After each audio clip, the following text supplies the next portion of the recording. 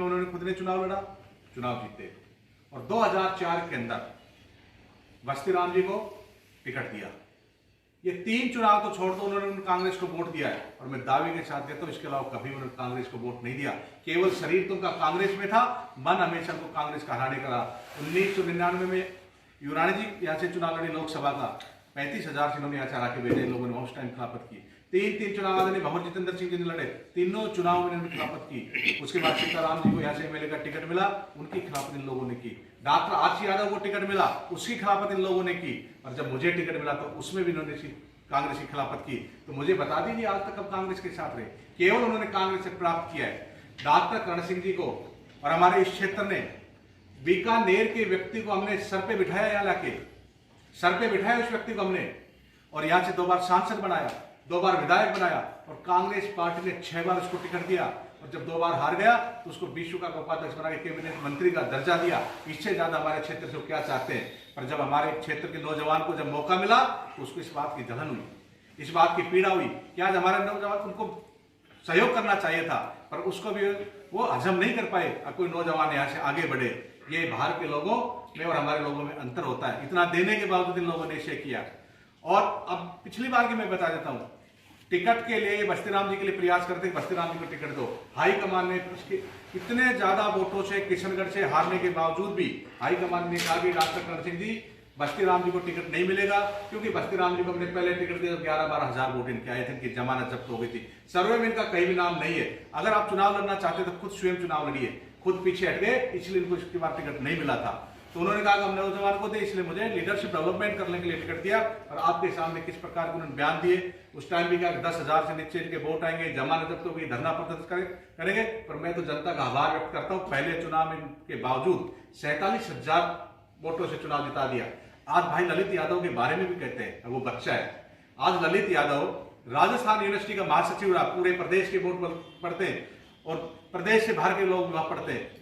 प्रदेश में एनएसयूआई में उसने काम किया, प्रदेश में उसने यूथ कांग्रेस के अंदर काम किया, फिर यहां उसने चुनाव लड़ा, प्रदेश सचिव रहा पार्टी का, करौली धौलपुर का प्रभारी रहा वो, और आज एमएलए भी वो भारी बहुमत जीत गया, रिकॉर्ड वोटों जीता अलवर जिले के अंदर। तो बच्चा कहां से रह गया।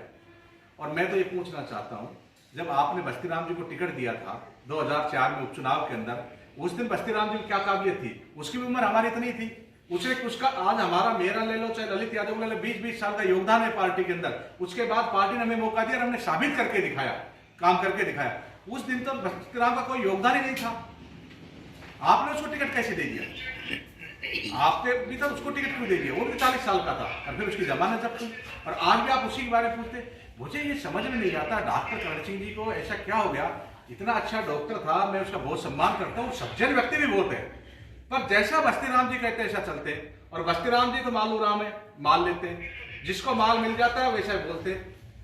और पूरा क्षेत्र जानता है उसकी परिभाषा मालू राम की है। और अब इस चुनाव में फिर माल ले लिया, पिछले चुनाव में माल ले लिया। और डॉक्टर के पास पता नहीं इसके पास कौन सी नब्ज है, क्या इनसे कोई गलती हुई है डॉक्टर करण सिंह जी से, क्या कोई इनके पास सीडी है, जो बस्ती राम जी कहते हैं वो इसको बोलते हैं। इसके अलावा इसके बाद सोचते ही नहीं है। अच्छा किया आपने बस्ती राम जी को टिकट दिला दिया, कोई बात नहीं, उसके बाद उसके रिजल्ट आए, हर चीज में बस्ती राम जी के अलावा सोचता नहीं है। और ताजुब करोगे, प्रेस कॉन्फ्रेंस कर रहे थे, मैंने भी प्रेस कॉन्फ्रेंस सुनी, हर मिनट में बस्ती राम जी कान में बोल रहे थे, वही बात डॉक्टर करण सिंह जी बोल रहे थे। मुझे ऐसा लगता कोई ना कोई गुप्त राज जरूर डॉक्टर करण सिंह जी का बस्ती राम के पास है, कोई ना कोई ऐसी कोई सीडी है, कोई ना कोई ऐसा मामला है जिससे करण सिंह जी कहीं ना कहीं उनसे दबते हैं। नहीं, ऐसा सज्जन आदमी जिसको इतना बड़ा रहा, इतना अच्छा डॉक्टर रहा, इस प्रकार की बातें कैसे कर सकते हैं। और बस्ती राम जी की इमेज सब जानते हैं, दलाल की इमेज बना रखी क्षेत्र में, उसकी हर चीज में उसको पैसा चाहिए। पिछले चुनाव में पैसा ले लिया, अब वहां से आया, बाहर से मंत्री रहा है, बड़ा पैसा, इससे पैसा ले लिया। तो ये तो माल कमाता है, मालू राम है बस्ती राम, तो हर चुनाव में मालू राम चला जाता है और करण सिंह जी को भेजता है चुनाव के अंदर, क्योंकि उसकी खुद की दुकान में बस्ती राम में तो सामान है नहीं, तो उसको कौन खरीदेगा। तो इसलिए डॉक्टर करण सिंह जी को बेचता है चुनाव के अंदर। और डॉक्टर करण सिंह जी इसलिए बिकते हैं, उससे कोई ना कोई राज है उनके अंदर। और मैं तो ये कहता हूं, जो पिछली बार ये मेरे पास अखबार की कटिंग है 12 नवंबर की 23 में, उस टाइम पे इन्होंने एड दिया था, अखबार में छपी थी, आपके मीडिया के माध्यम से ये सारे नाम पढ़ लेना। उस टाइम भी ये सारे भारतीय जनता पार्टी में चले गए थे, उन्होंने सदस्यता ले ली थी, कमल का फूल सब लिखा हुआ है। और आज फिर वो दोबारा वो क्यों नाम है, सारे के सारे वो नाम है। ये कितनी बार सदस्यता लेंगे भारतीय जनता पार्टी की? हर चुनाव में सदस्यता लेंगे क्या? पिछले चुनाव में भी ये सब लोग चले गए बीजेपी में, फिर बीजेपी में चले गए, बीच में क्या कांग्रेस में?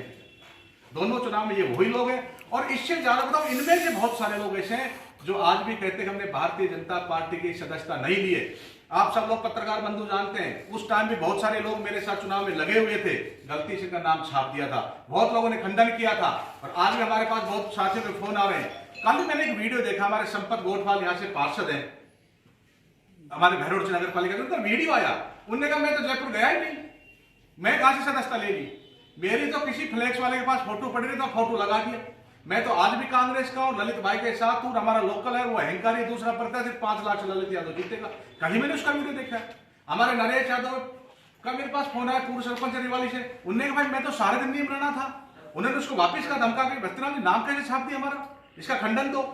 और हमारे साथ पूरे कार्यक्रम आप लोगों ने देखा, पूरे कार्यक्रम नरेश जी हमारे साथ थे, और बहुत सारे साथी में नाम क्या क्या गिनाओ, बहुत सारे साथी केवल झूठे नाम दिख के छाप देते। कांग्रेस पार्टी के सारे लोग वहीं की वहीं जहां पहले थे। और अब की बार हम कहते हैं इतने भारी बहुमत से हम यहाँ से चुनाव जीत के जाएंगे, ये सब केवल अफवाहें फैलाते हैं। अभी आपने देखा जब ललित भाई यहाँ भैरोड़ में आया, कितने जोर से नौजवानों ने स्वागत किया, और कल ये आए थे, इनका शो बिल्कुल फीका, कुछ था ही नहीं, कहीं हमें दिखाई नहीं इनका क्या था। तो 300 आदमी थे। तो केवल ये लोग इस प्रकार की बातें करते हैं। और हम तो ये कहते हैं, एक तरफ हमारा लोकल भाई है, हमारे बीच में रहता है, मजबूत साथी है, और बहुत बड़ा नेता बनेगा, इस क्षेत्र का नाम रोशन करेगा। आज हमारे क्षेत्र को टिकट मिली है, हमें गर्व होना चाहिए, हमें सम्मान, हमारे भाई को टिकट दिया। एक नेता वो जो लीडरशिप डेवलपमेंट करते हैं, दूसरे वो लोग हैं जो लीडरशिप को खत्म करते हैं राज क्षेत्र को, पर जनता को लोग भ्रमित करते हैं। और मैं बता देता हूं, पिछले चुनाव में आदरणीय एडवोकेट साहब कह रहे थे, पिछले चुनाव में भी इन्होंने हमारे 2 युवा नेताओं की हत्या की, ललित भाई का और भरत भाई का, दोनों को वहां लड़वा करके हत्या कर दी। इनको मुनावर से टिकट दे रहे थे, जहां चाहे पर जबरदस्ती रिजाइन लिख के दे दिया था अहमद पटेल जी को, अगर मुझे टिकट नहीं दिया तो मैं रिजाइन कर दूंगा। उसकी जिद के आगे किशनगढ़ से